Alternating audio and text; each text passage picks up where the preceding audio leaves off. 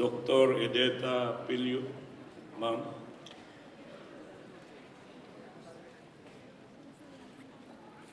Vice President for Academic Affairs and Dean of the College of Education, Dr. Frederick Peña, sir. Dr. Myrna Golis, Dr. Grant Cornell, Dean Louis Ferreira of the College of Architecture and Fine Arts, Engineer Apolinario Soliano, Dean, College of Engineering, Mrs. Maria Ruda Dinaga, Dean, College of Hospitality Management, Dr. Josie Sonyo, Dean, College of Industrial Technology, Dr. Marlene M. Monterona, Dean, College of Public Administration and Criminology, who is responsible for bringing me here today, administrators, directors, chiefs of offices, faculty, academic and non-academic personnel, our dear parents, loved ones, graduates, my fellow Filipinos and children of God, good evening. Good evening.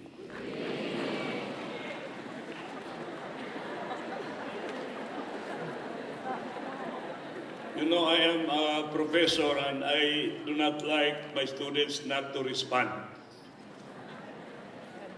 I come direct from the airport, coming from Cebu, my province. I was campaigning for an honest and clean election. And before going home and see my wife and my family, I have chosen to join you directly from the airport to attend this most important event of your life.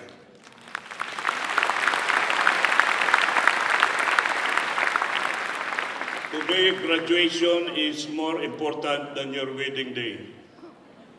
Because when you get married, only one person will say yes. But in graduation, all the members of the faculty should give you a passing grade, and the dean should approve your graduation with the president's imprimatur. So consider graduation as more important than being married. It is now twilight outside, and many people are looking at the famous sunset of Manila Bay. But in your life, today and this moment is a sunrise. It is the auspicious beginning of many, many years of struggles in a world that has become volatile, unpredictable, complicated, and ambiguous, and a life that is constantly changing in a speed and velocity which many of us could not catch up and could not understand. First of all, I still do not understand why you have chosen me as your commencement speaker. Maybe the politicians are very busy campaigning and the businessmen are preoccupied with making money. And so you end up with only this humble provinciano from Cebu and coming here, a man who has been wounded and scarred in the battlefield of life. Perhaps I have something to share with you today that will inspire you as I will tell you about my life, my struggles, and my pains and victories. Somehow like the poor boy from Montalban, Rizal, Eulogio Amang Rodriguez, in whose honor your institution was founded. I also started from the outskirts of society, from the hinterlands, from the province. I was the original provinciano before Coco Martin.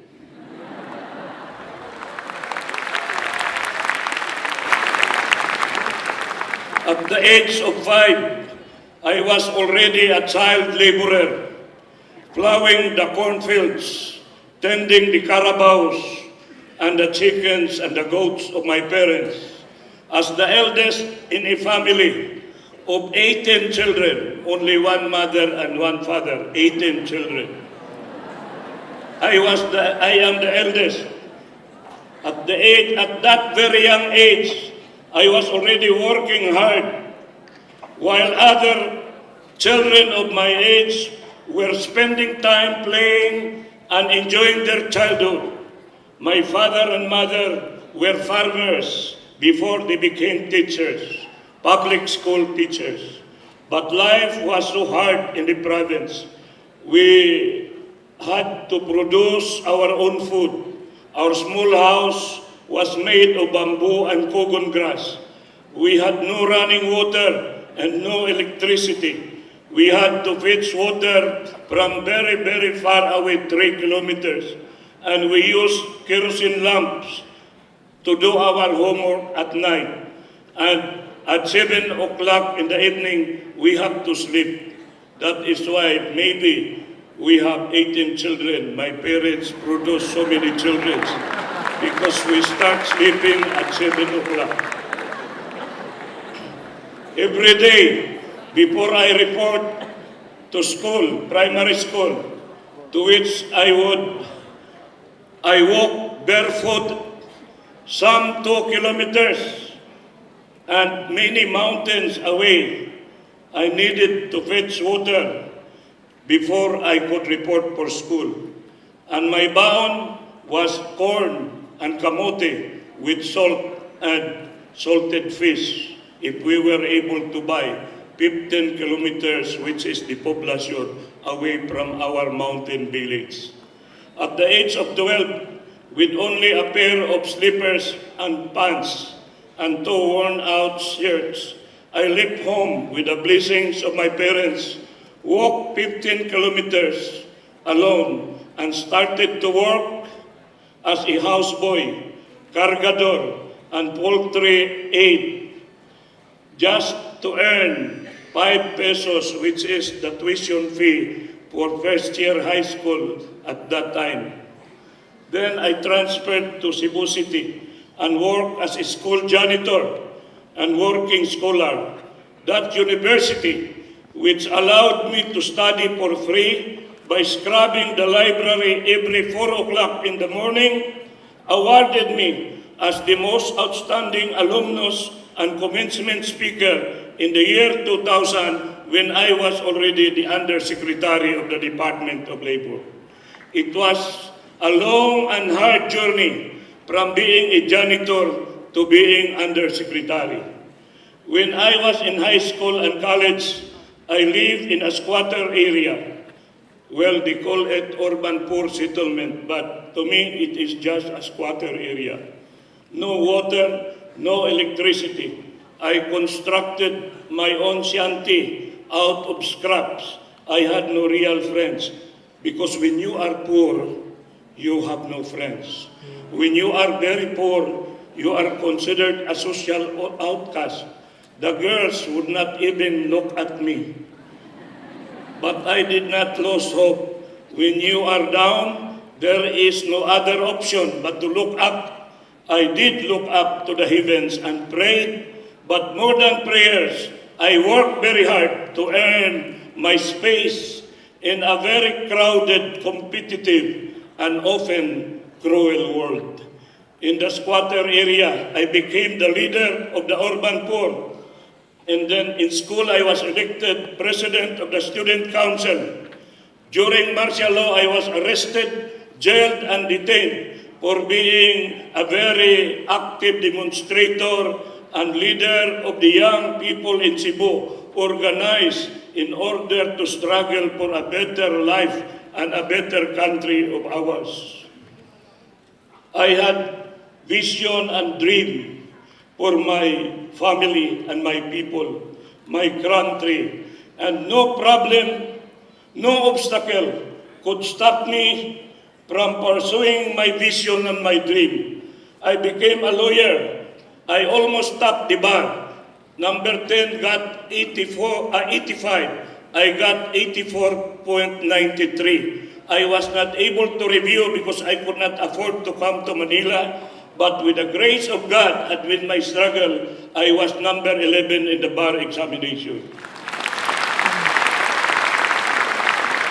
And when I became a lawyer, my life changed. Companies offered jobs to me. I did not apply. San Miguel Corporation, Petron, Pepsi Cola, and many other companies offered me jobs not because I am brilliant, but because I am hardworking, but because I am wounded and scarred in the battlefield of life. And so today, I am the lawyer of big banks and multinationals, universities, and many companies. I am an author of 23 books. I am teaching in 3 universities, and I am an international speaker on HR and labor laws.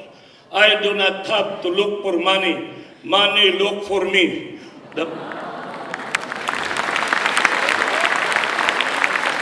People with a lot of money come to me to ask for my advice.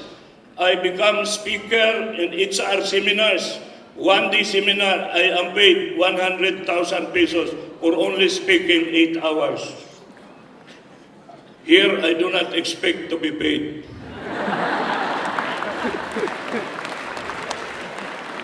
Above all, I help my family. I help educate my brothers and sisters. I help them get employed. And I paid for all the loans of my parents. And I am an active community and church leader. I support the poor students in our province. I have more than 35 scholars. That's why I went to Cebu to distribute money for their graduation for all my scholars, young children of farmers and fishermen in our town could not afford to go to school. I helped them.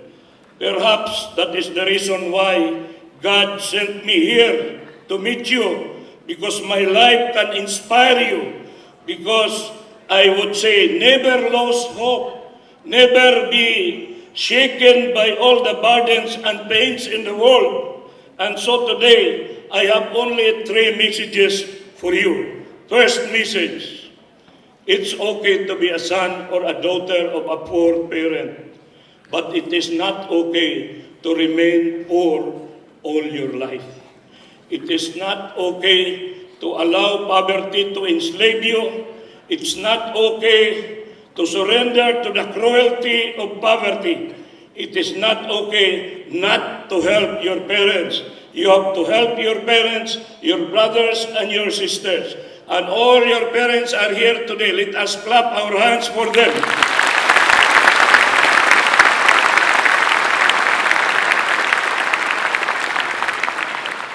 I am a parent too. I have 5 children, according to my wife. And they have all graduated. Ateneo, La Salle, and all universities. I have drivers that bring them to school while I was walking to school barefoot in the mountains. My children, I give them all the opportunities that I missed in life. My second message to you, in relation to the theme, empowering the graduates. It is not your school, not your faculty, not your parents who shall empower you and empower a thriving nation. There is no thriving nation. You need to build it. You should be the one empowering yourselves so that you can empower your family, your community, and your nation. Life is not an excursion. It is not an outing. Life is a battlefield. You have to pick up your arms to fight. Life is a cornfield, a rice field. You have to till the soil, plow the field, plant the seeds so that you can harvest. It is never given to you for free. My third message is this: there is no thriving nation. You have to help build this nation. You have to fight corruption. You have to help have a clean election. You have to make the worthy candidates win. You cannot just fold your hands while the whole nation will be involved in the choice of the next leaders come May 13. The nation is not thriving. It is suffering. More than 5 million families are dying of hunger.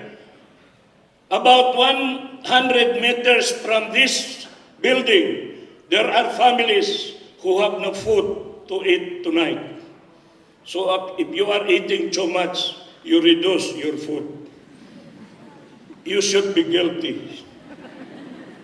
You cannot stand idly and only take care of yourself. You cannot fold your hands while millions are suffering in pains and poverty, living in dirty barong-barongs, in dirt, squalor, and pollution, with no access to potable water, no access to affordable medical care, and they have to beg before the politicians so that they will have medicines and hospital care. You cannot be happy when millions around you are suffering. You cannot be happy if there is too much social injustice around.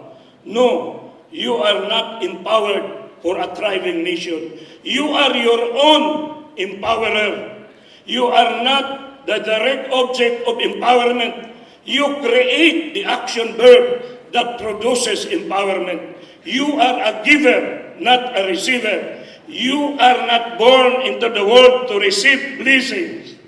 You must be the blessings to the world, or the platter where the blessings are to be bestowed to the others, to your loved ones and to your family. And so my final advice to you are the following. First, do not be defeated by poverty. Conquer poverty. Turn around your life. Do something. Create ideas. Create values. Turn ideas into action. Create wealth. Do not inherit wealth. Be the creator of your own prosperity. Look at me. I used to live in a squatter area. I used to scrub floors and work as cargador for 5 pesos a month. Today, I own many condominium, many real estate, many vehicles, and I send all my children to schools properly and according to what I can afford. I do not look for money anymore. God give me the blessings, and so I give back all the blessings that I receive. So, if you know Jack Ma, the founder of Alibaba, he was a son of a very poor family. He was rejected so many times. He failed many times. 2 times in the primary, 3 times in elementary, 3 times in high school. He failed 3 times in the university entrance exam. He almost committed suicide. He was refused 10 times by Harvard University. When KFC came into his country for the first time, there were 24 job applicants. 23 of them were accepted. The only one rejected was Jack Ma. Now, the sales of Alibaba is worth more than 100 KFCs all over the world. Amazon and e-commerce are very small compared to Alibaba. And Jack Ma is worth 30 billion US dollars and still increasing every day. And talking of KFC, the founder of KFC, Carl Sanders, was an old retiree who had no money, but only a and a formula how to make chicken. He went door to door. He was rejected 1,009 times. After that, there was one who said yes. And today, there is no country in the world without KFC. And Carl Sanders became a very wealthy person. Even Starbucks, the owner of Starbucks, Howard Schultz, was a waiter, a table server. But he saved money, he worked hard, and now he is the owner of the company that employed him. Never. And now Starbucks has 16,000 outlets worldwide. That is a waiter who never finished master's degree, never finished college, but he became a very wealthy man. Steve Jobs and many others. Oprah Winfrey and all those who started in the bottom. Even Ralph Lauren was a store clerk, but in 1967, he started the Polo brand and is now worth 7.2 billion pesos. Now I will tell you, Manny Villar was the son of a fish vendor in Tondo. Manny Villar was very poor, but he studied in the State University. And then when he got his diploma and passed the board certified public accountant, he worked only for 2 years in Sisip, Gores, and Vilayo, and later on saved the money. All his salary he saved, and he purchased 2 second-hand trucks and supplied sand and gravel to construction company. One of his clients was the Aguilar family, and that was how he met Cynthia Aguilar, the daughter of a very rich landed family in Las Piñas. And when Manny saw Cynthia, he said, "This is the solution to my life."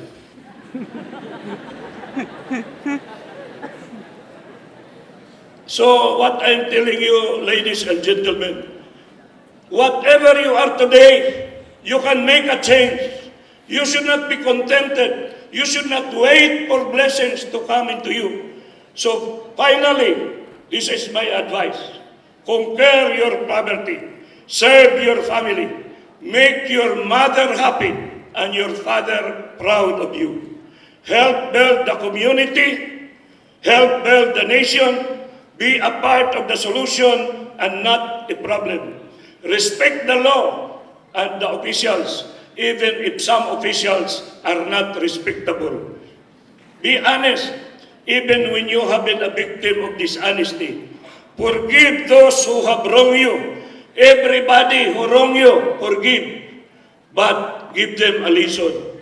You unfriend them in your Facebook account.